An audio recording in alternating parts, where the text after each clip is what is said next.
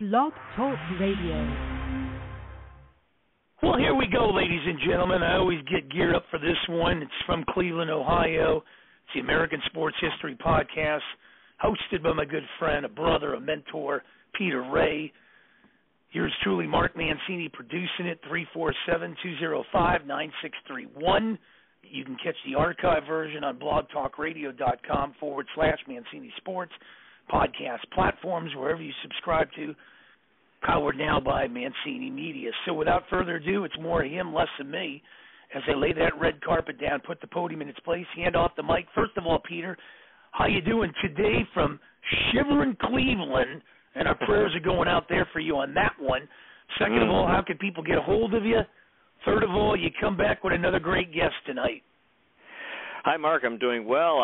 I have a YouTube channel. The name is my name, Peter J. Ray, REA. We make history videos. And you're absolutely right. For the third time, we have a San Francisco Bay Area sports enthusiast on the show who's joining the amazing Mark Mancini Sports Podcast Network. Welcome to the show for the third time, Mr. Bruce Kessinger. Thank you very much, Peter. And I can be reached at holyroller91978@gmail.com, also on Facebook. Back at you.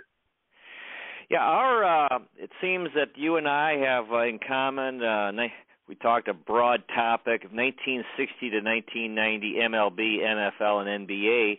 And but tonight I thought we'd narrow it down. You told me at one time that your first year as a baseball fan was the 1967 San Francisco Giants. And now I took some time here for that year and the next 9 years and wrote down some names that appealed to me. I'll throw out some names to you, and you see what you might have to say. Starting with the 1967 San Francisco Giants. Okay, here we go. Willie McCovey, Tito Fuentes, Jim Ray Hart, Jesus Alou, Willie Mays, Ollie Brown, Ken Henderson, Ty Klein, Dick Grote, Gaylord Perry, Juan Marichal, Ray Sadecki, and Lindy McDaniel. Okay, we got the most of the starting lineup there, I do believe. Ty Klein, wow, there's a name. Back up, as was Ken Henderson and Willie Mays. Again, one of those solid teams. It's like the Giants when they missed winning the 62 series. McCovey was quoted, I saw on a show recently about, I always thought I'd be back with the lineups that we had, that he'd be back in another World Series. And that was just another one of those strong lineups, again, that just couldn't quite, they'd always finish in the top three. I think second place 3 years in a row. And I think Herman Franks was still the manager at the time. And you were told maybe one pitcher short because there were so many good pitching staffs in that era. Mike McCormick won the Cy Young there, I believe, that year, 22-10, I think. Sadecki, interesting. I think he's gotten too much flack because they traded Orlando Cepeda to get Sadecki the year before. And, of course, Cepeda won the MVP and the World Series in 67. Sadecki was kind of like a 500 pitcher, but the difficulty of keeping Cepeda at that time and Willie McCovey was they were both better first basemen than they were outfielders then, and it was a fairly loaded outfield. Jesus Alou was a very consistent hitter, not really a power hitter. Ollie Brown was a good hitter, and Jim Ray Hart was better than average, I would say. I think he finished second rookie of the year voting behind Pete Rose. So Jim Ray Hart was a solid player. Tito Fuentes, solid second baseman. I guess the kind of weakness on those teams was Hal Lanier at short. And the catchers, I believe, was Jack Hyatt was one, and I think Tom Haller was the other. Another one of those teams is just like finished a hair off. McCovey, and Mays being the usual power machines that they were. And the pitching staff, I think, was Juan Marichal, of course, Mike McCormick, Ray Sadecki, and then the fourth guy would have been Bob Bolin. And I think Sadecki was kind of a 500 pitcher, great pickoff move. They did need a left-hander. I understand the trade of Cepeda, but Sadecki just wasn't over the top as far as what you thought value was, but he was the front-line starter, and it's hard for me to argue the trade, even though Cepeda won the MVP that year. I'm trying to think. You mentioned one reliever in there, Lindy McDaniel, I believe. It was him and Ron Herbel. I think there was sort of the closers. If you can call things closers in that era, I would call Roy Face the main one. A great ball team, and that would be true of '67, be true of '68, where they were just a hair behind the Cardinals or the Dodgers or the Pirates as far as getting to the series or even further in the standings. And they did. Jesus Alou, of course, was the last of the Alou brothers to still be with the Giants, because they traded first Matty and then Felipe, I believe. And again, that was a hard outfield for all the Alou brothers to crack. When you had Willie Mays out there, you had Jim Ray Hart, who could also play third base. The heartbreak that Willie McCovey was talking about. I thought I was going to be back with that lineup every time, and it just didn't quite happen. Ann from Huntington Beach says, "Hi, boys. Did you fly to Cleveland, Bruce, and leave Cabby in San Francisco?" I would not fly from here to Cleveland right now for the world, considering the sun is setting. It's a very bright, mild day. And love to hear from you. I think Cabby's still at home. I haven't talked to him yet today. I'm just joining Peter. Walt from Ann Arbor, Michigan says he loves the show. Thanks, Walt. I appreciate that. Each and every week it's tearing up. And now he says, can we get Aaron Rodgers with the Detroit Lions next year? Any thoughts, Bruce? I think he still has one more year, of his contract with Green Bay. If I'm correct, they're not going to trade him. I don't see it. That's a great thought, though. And Aaron, it's right now, Aaron Rodgers' legacy is going to be one of those great quarterbacks. Yeah, he got a ring. Yeah, he's Hall of Fame, but it's sort of like comparison for me would be Jerry West getting one ring for all the years that he labored with the Lakers. I kind of look at Rodgers kind of like that, as a Hall of Fame. How many NFC championships did he go to? And I think I'm not sure whether he made one or two Super Bowls, but he's got one ring. I know that much. And you would think that there would be more, considering the position he's been put in. Now, moving forward with the Giants, the 1968 Giants, I got a couple names who were not on the team previously. Ron Hunt and Bobby Bonds. Ron Hunt, Bobby Bonds rookie year, grand slam, I believe, in his first at bat. Ron Hunt, the master of being hit by pitches, and played solid second base. He had a decent year for the Giants that year. And Bobby Bonds, of course, they considered the future forever of right field there. And then they added two components later after Mays was traded to the Mets, and Gary Maddox and Gary Matthews.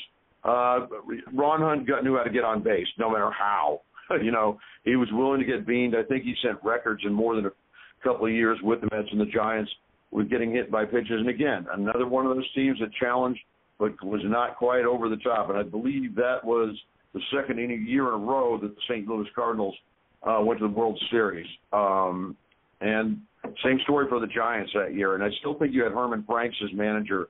I believe next year was Clyde King, but by a hair, I think I'm right there. So we'll move on, and I'm sure you'll be able to tell me that. Teddy from Bridgeport, Connecticut says, might be a Cleveland Cavaliers, Golden State Warriors NBA title run again. I like his thinking. I think that the Cavaliers are moving up, and you finally sort of have Kevin Love playing up to what you always thought you would get uninjured. Good. They built the team in very subtle ways. The Warriors right now, I think they're playing okay. They need Draymond real bad. They're going to be using a lot of mix and match. They've had COVID. They've had the injury problems. And, Phoenix is a hot team. I think the Warriors are laying back, and I'm still confident in their ability. They have beat Phoenix 2 out of 3, and they did it in their arena once. So I like your thinking there. I think it's entirely possible. I see that Phoenix is really the only opposition. Memphis, maybe. They seem to have our number.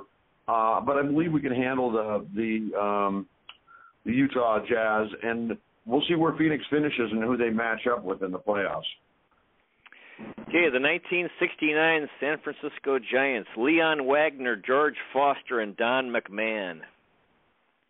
Oh, okay, George Foster, who us Giants fans will infamously remember as being traded to Cincinnati for Frank Duffy. And then he hit 52 home runs the next year, and he got a ring. Rookie year, he also had I believe, home run his first game as well.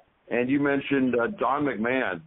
They got an ancient Don McMahon. He was in his 40s when they got him, and he was saved a lot of games for him that year. And 69 also was the year of Willie McCovey winning the MVP, 325 batting average, I believe 45 home runs, 125 on the RBI section. And you mentioned one more person there. Give me that again. Let's see, Leon Wagner. Oh, Leon Wagner. He didn't play much that year for them. He didn't. He was, as I recall, sort of an insignificant addition late in his career. But certainly McMahon saved a lot of games for somebody his age. That was kind of stunning. They break him out there in the late innings. That's what I remember about that team, but I don't think they competed as well. And I think that was the first year of the divisional playoffs, and the Atlanta Braves won that one, of course, to later face the Miracle Mets. Yeah, at the risk of repeating a story, one of my favorite stories I happened to hear, I think it was listening to an old All-Star game, Howard Cosell, how the Reds ever parted with Frank Duffy in the George Foster deal, I have no idea. I do. Well, I'm giving you these names. Duffy played for Cleveland for a while, so it's kind of that's why his name definitely is important here. Bill from Spokane, Washington. He's got two questions. He's listening as he's driving. Hope you drive carefully, Bill.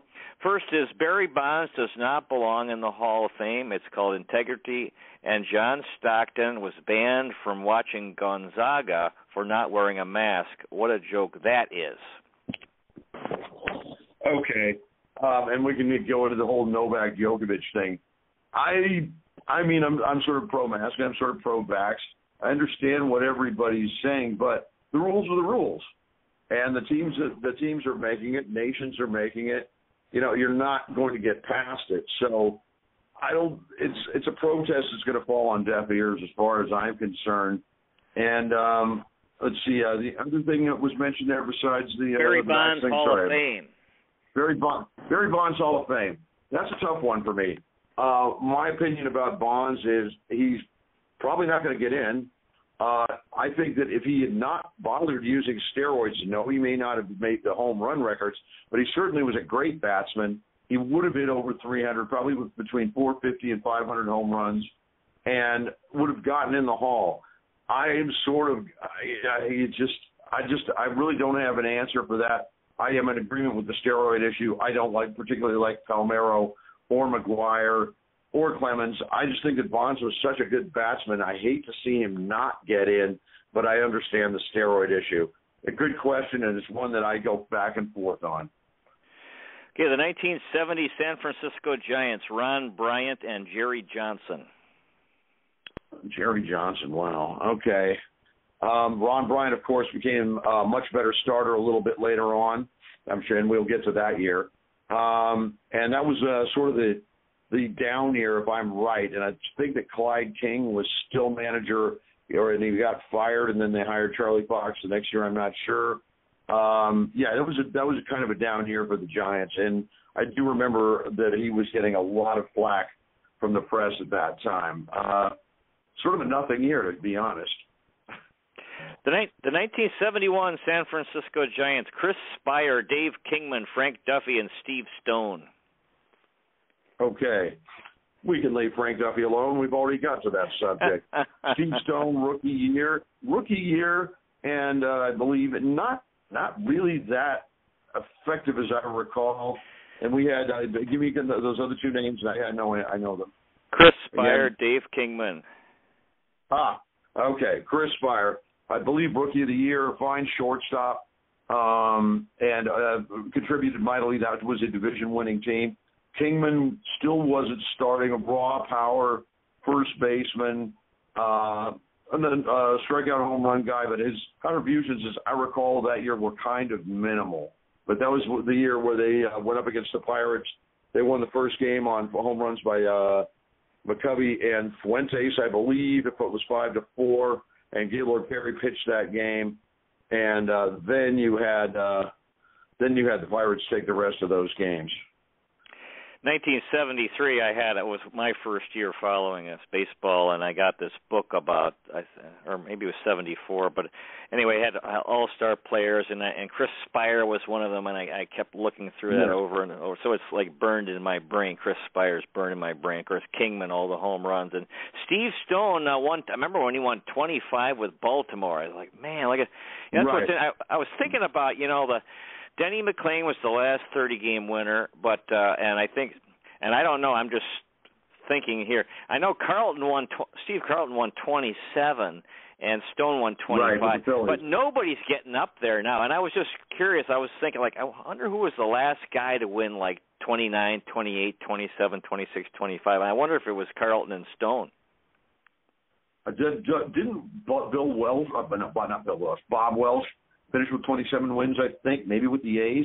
Could be. Yeah, I mean, I haven't researched it. But don't quote me on that. Quote me on it. I think he did, but that would be it as far as I can come up with. The 1972 San Francisco Giants, Horace Stoneman, GM, Gary Maddox, Fran Healy, Gary Matthews, Sam McDowell, and Elias Sosa. Okay. You had Willie Mays was traded, I believe, for Charlie Williams that year. He was no longer there. Gary Maddox being his replacement, who eventually turned into a very rangy, great outfielder. Let's see, after Charlie Fox was the manager, Horace Stoneham was the guy who traded Mays, and there was, of course, a lot of flack because of his legend for Charlie Williams. But Mays played maybe one more year and retired. I understand it. He got so much flack for that. Gary Maddox, like I say, rangy guy, and Stoneman. And who was the other person you mentioned in that lot? Sam McDowell, Elias Sosa.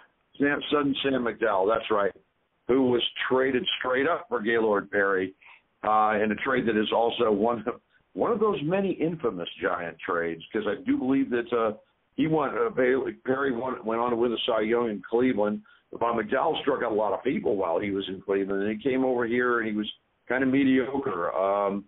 That turned out that trade was one. Well, what can I say? It was bad, and Perry eventually went on to win the Cy Young in, I think, both leagues. Yes, and he, after leaving Cleveland, he actually won with San Diego, I think, later after he left. Yeah, that's right. I like there was the quote that 2/3 of the earth is covered by water and the other third is covered by Gary Maddox. Yeah, rangy, very rangy outfielder, got to a lot of balls, and I mean, when we get to the next year, we'll probably talk more about him because that was a good team. But I think that was the year, one of those weird years where the Giants went from a pennant winner to a bad team, and then we'll talk about next year. And as I recall, Gary Matthews signed with the Atlanta Braves as a free agent. I heard the story that Ted Turner, the owner, was drunk at a party, and he was so happy about signing Matthews. He was on his hands and knees, barking like a dog because he was getting crazy. But that was just something. I wish I'd seen that. Okay, the 73 Giants, Tom Bradley and John DeQuisto.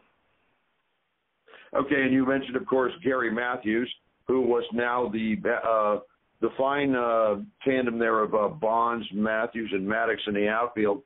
And 73, Ron Bryant won 25 games that year. And John DeQuisto, major fastball, but he was wild.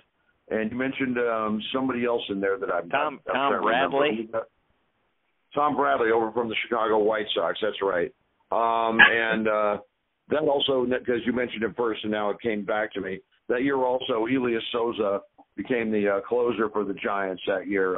They had a very good season. They were leading they were leading for a long time, and then it started to slip. Bryant was the strong armor there, 25 wins, but alas, they were still a young team, and it caught up to them. The 1974 San Francisco Giants: Steve Ontiveros, John Bacabella, John Montefusco, Gary Lavelle, and Steve Barber. Wow, I barely remember Steve Barber. Lavelle became the closer. John Bacabella was a backup catcher, came from Montreal. Okay, you got 5 names here. Throw me another couple names real fast. John Montefusco. Oh, John, the Count, the brash rookie. He did not win the Rookie of the Year that year. He was called up, but when he got the full season, the next year, 1975, he went 15-9. He was the Rookie of the Year, and he, along with Dick Dietz, were the grand Dodger haters. Never hesitated to mention remarks about the Dodgers. The 1975 San Francisco Giants: Willie Montanez, Von Joshua, Bobby Mercer, Johnny LeMaster, Jack Clark, Horace Speed, and Gary Alexander. Okay, Speed and Alexander, backups. Jack Clark, that would have been his rookie year, but I don't think he got a full season. He was not yet Rookie of the Year. Steve, did you give me those other 3 games again? I'm sorry. Willie Montanez, Von Joshua, Bobby Mercer. And Von Joshua and Bobby Mercer. Von Joshua we got from the Dodgers. Mercer, of course, from the Yankees for Bobby Bonds. He had a reasonable year. And the thing, too, at that point was the griping about Candlestick Park became louder. It was at that time it was an AstroTurf field. It was very hard. Montanez coming over for Philly.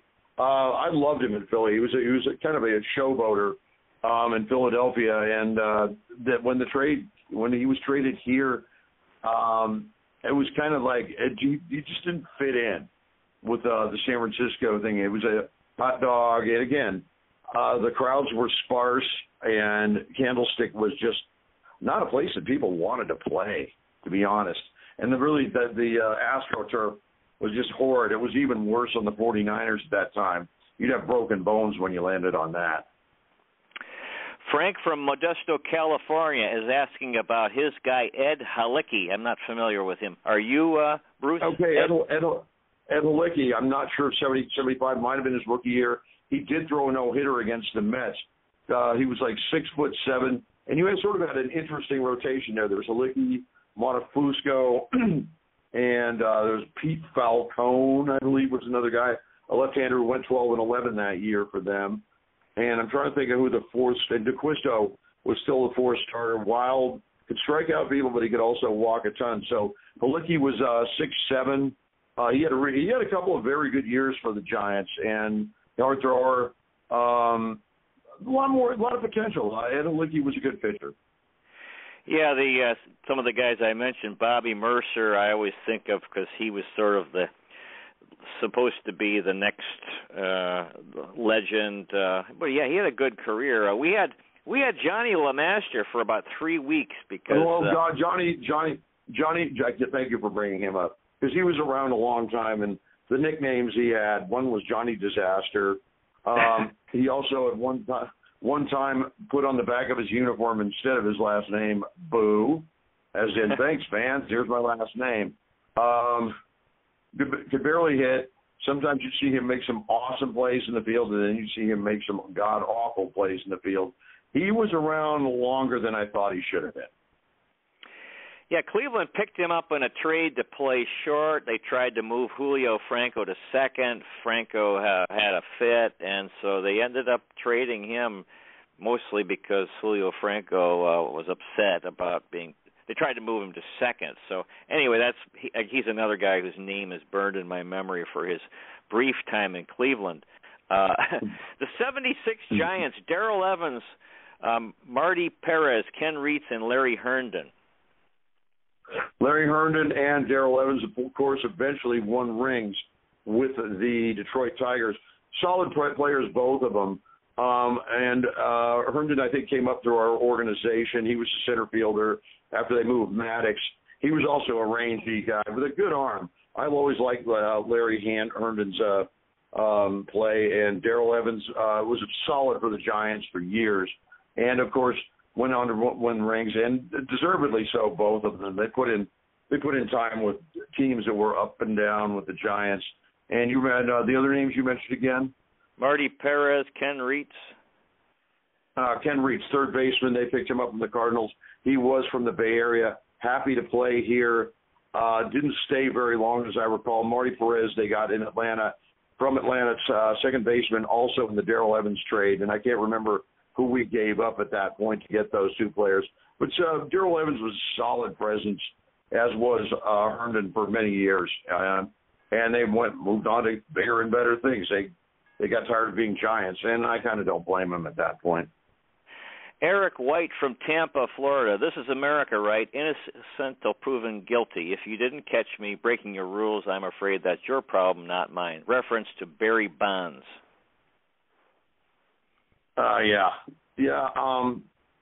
True. And remember this, though, Bonds was on the verge, and we'll never know, but his personal trainer declined to testify, and he spent some time in jail for it. But he wasn't proven. You're right. That is the one sort of hole in the story. But I'm just looking at how his production went ridiculously up, how as he aged, he got way more, how shall we say, big. And, you had the McGuires and everybody else and Sosa and all these guys who were getting to that same sort of build and everything. Again, like I said before, it's tough for me one way or the other as far as Bonds is concerned because he was such a good batsman. Yeah, back to Darrell Evans. He was. I always think of him because Davey Johnson and Henry Aaron, three guys hit 40 home runs on the same team. Only time it's ever happened, and I thought that's pretty cool. Right. And like you said, he won a title in '84 with the Tigers. So he's a pretty interesting fellow. And then those three guys. I mean, Davey Johnson went on to be. Of course, he'd been with Baltimore, did well, and it was part of that amazing '86 Mets team. So that's all real cool stuff. Yeah, solid career, very much. He won. I think he won a ring as a player and as a manager. We had Gary Alexander in Cleveland as a catcher. He could hit. I don't know if he was a great defensive catcher. We signed Horace Speed as a free agent. I don't know how much he did, but, of course, Jack Clark went on to have a tremendous career. Yeah. Jack Clark was one of the major complainers about Candlestick. He didn't like being a Giant, and he, again, was there for a while. I think when he did like being a Giant is the 82 team under Frank Robinson. You had Joe Morgan there. It was a mentor for everybody on that team. And Horace Speed. Gary Alexander, oh, my God, there was a roster of catchers that were all defensive players who couldn't hit, but they weren't like godlike. I can name some names that are just Dennis Littlejohn, Ken Rudolph, Gary Alexander, Dave Rader, just a few to name things, but that you wouldn't even remember unless you're a diehard Giants fan like myself. Gary Alexander, who also played for the A's. There was the big trade. He was involved in the big trade to get Vida Blue, and they traded like 6 utility players that it was worth doing because Vida Blue had a good year, but Charlie Finley was just having a fire sale. He wanted to get rid of Blue. Yeah, we had the similar problem here in Cleveland with the old stadium was on Lake Erie, and games in April were just too damn cold, and or even into May, really. It wasn't until June, and Candlestick was, I think, probably too windy. So that was probably. And anyway, in Cleveland they built the new stadium away from the lake. Well, Bruce, the time has slipped away. We had a wonderful talk here. Do you have any final words for our audience? For the Giants fan, be prepared for an interesting year next year without Buster behind the plate. I don't know if it goes as far as it did. And I thank all of you for listening. And, yes, I do remember Municipal Stadium. Wow. Very cavernous. So, anyway, I just want to thank you for having me on the show again, Peter. It's always a pleasure. Oh, wonderful having you on, and hope to have you on again. And good luck with your career. And getting into the sports talk business with Mark Mancini. Our guest has been Bruce Kessinger, a San Francisco Bay Area sports enthusiast, getting into the business here. And next week we'll have James Donaldson again, former NBA player and mental health advocate. So that'll be wonderful. Dear listener, may the road rise to meet you. May the wind be at your back. May the sun shine warm upon your face and rains fall soft upon your fields. And until we meet again, may God hold you in the palm of his hand. Good night, everybody. Thanks again, Mr. Bruce Kessinger.